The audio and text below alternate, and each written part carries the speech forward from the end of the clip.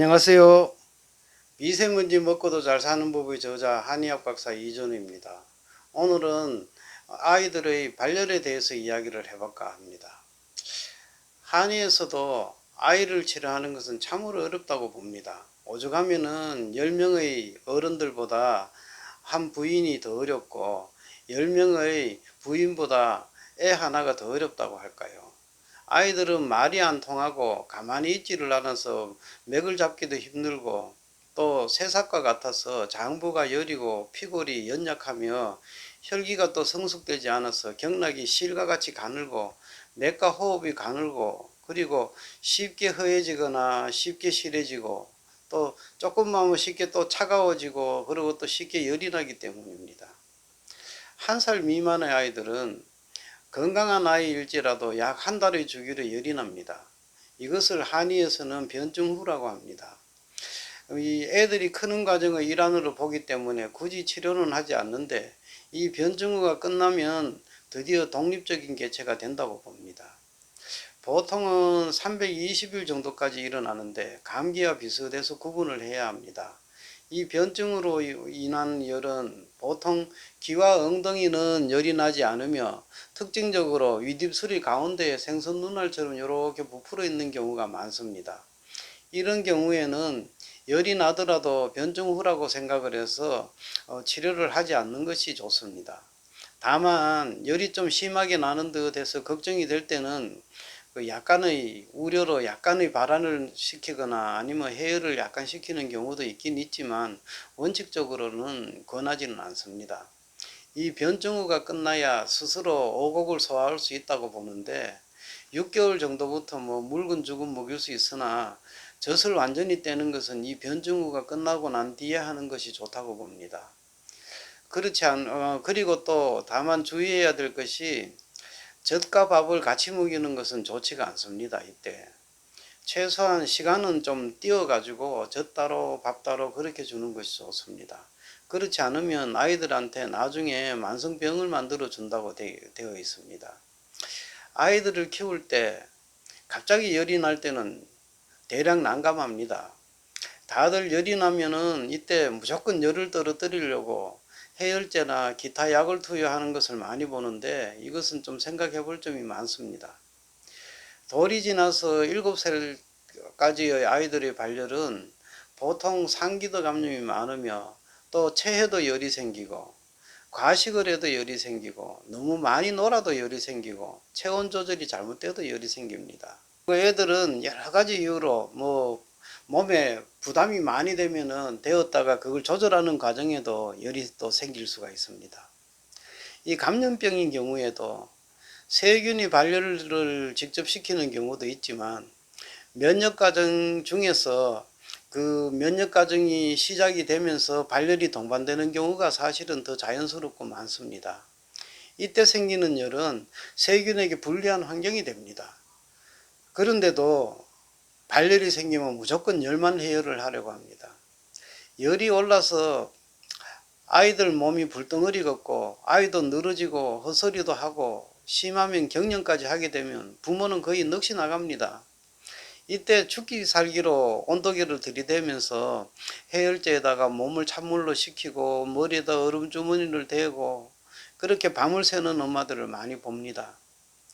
이 해열제는 아스피린으로 대표되는 비스테로이드성인 경우에는 대부분이 발열 시 상승되어 있는 뇌 프로스타글란딘이라는 면역 물질의 농도를 줄여 가지고 체온 상승 작용을 막는 방법인데 이는 정상적인 면역 기능의 일환으로 생긴 것인데 그거를 해열을 시킨다고 그 농도를 줄이게 되면 사실상 면역 기능을 저해하게 되어 있습니다. 그러니까 세균한테 더 좋은 환경이 되는 거죠. 이것은 차선도 아니고 차악에 가까운 방법입니다. 열이 생기는 것이 두렵다고 면역 기능을 저해하는 것이기 때문입니다.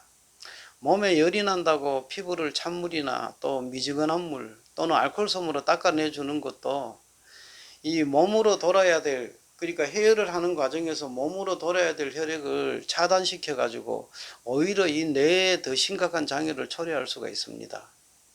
몸은 살라고 내 몸으로 피를 돌려 순환을 시키고 모세혈관을 확장을 하려고 하는데 찬 기운을 계속 넣으니까 오히려 잠기고 머릿속을 치게 되는 거죠.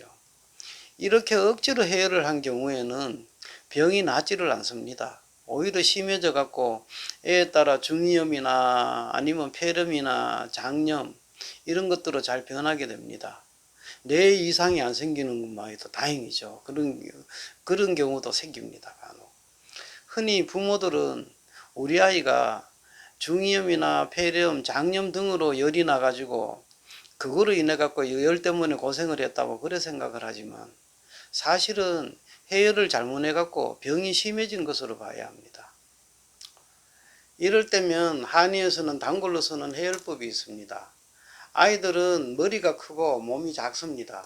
그래서 몸으로 해열하는 기능이 효율적이지 못합니다.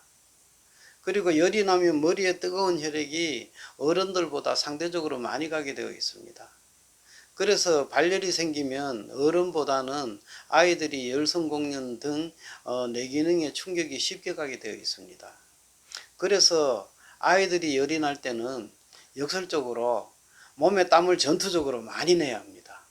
그렇게 해서 체내에 생기게 된 내외인성의 발열 물질을 땀으로 배출을 하고 몸의 모세혈관을 최대한 열어가지고 뇌로 가는 뜨거운 압력이 덜 걸리게 해야 합니다. 그래서 열을 몸 밖으로 방출을 해야 합니다.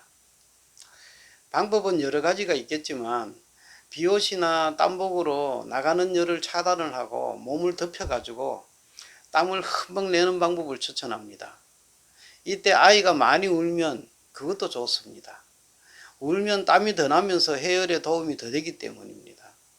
땀을 내는 와중에 뜨거운 설탕물이나 흰죽을 먹이면 땀을 내기가 더 좋습니다. 이렇게 땀을 내어서 치료를 한 아이들은 스스로 면역기전을 겪으면서 이겨낸 것과 같은 효과가 있어서 나중에는 병에 대한 저항력도 많이 생기게 됩니다. 이 방법은 식중독 등으로 피부에 두드러기가 나면서 가려울 때도 아주 효과가 좋습니다. 코로나 시기를 겪으면서 질병에 대한, 특히 예전에는 무시하던 가벼운 감염병에조차 공포가 많이 생겼는데 이것은 결코 바람직한 일이 아닙니다. 게다가 그 이후 의존도가 높아진 여러 가지 백신들을 치료제로 잘못 알고 계신 분들이 많습니다. 사실 이 백신이라는 것은 몸의 면역기전에 바이러스의 단백질 조각을 등록시키는 것이지 병을 이겨내는 것은 백신이 아닙니다. 우리 몸의 면역 기능이 병을 이겨내는 것입니다. 절대로 백신은 치료제가 아닙니다. 오히려 면역 기능의 관점에서 이렇게 본다면 제거해야 될 독소나 병균에 지나지 않습니다. 그렇게 본다면 아이들이 어릴 때 자주 가벼운 감염에 걸리는 것은 질병을 면역 리스트에 추가하는 활동이라고 보는 것이 타당할 것입니다. 아이들은 아프면서 성장하고 아프면서 또 건강해지는 것입니다. 아이들이 열이 나면 무조건 병원으로 뛰는 엄마들에게 시도해 볼 만한 방법으로 말씀드리는 것이니 열이 난다면 병원으로 우선 뛰기 전에 꼭 해보시길 권합니다. 아마도 굉장히 신통할 것입니다. 감사합니다.